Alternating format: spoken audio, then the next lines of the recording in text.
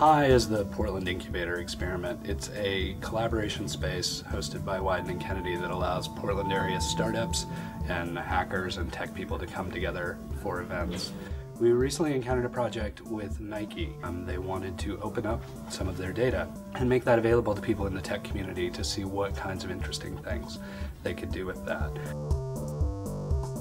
At Nike, we've really set ourselves the challenge of how do we move our entire business model and all our products to be sustainable, to be made in factories that are lean, green, and where workers are empowered and equitable. And those are really big, intractable system change problems that we're trying to innovate against. And one of the big things that we learned was that we can't do that on our own, that we need to really leverage some of the culture of generosity and innovation that's happening today in the developer community.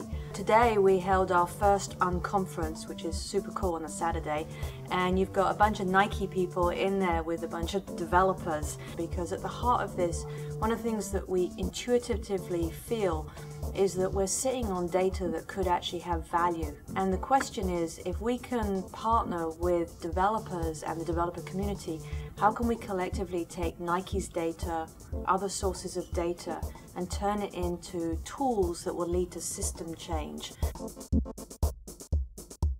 I'm coming into this from the perspective of working with a lot of city governments. I'm in a fellowship program called Code for America. The idea is you have a large bureaucratic institution that is striving to be more transparent because they're responding to the needs of their constituents. And I guess it's like somewhat of a bottom-up movement right now. And there's a lot of citizens that are wishing that they knew the way that their governments worked.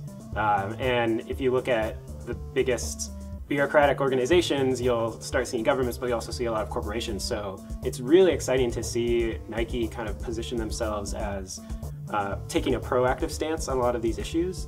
I think that they've realized that a lot of the consumer market is maybe reaching a tipping point where people are demanding more of the transparency data.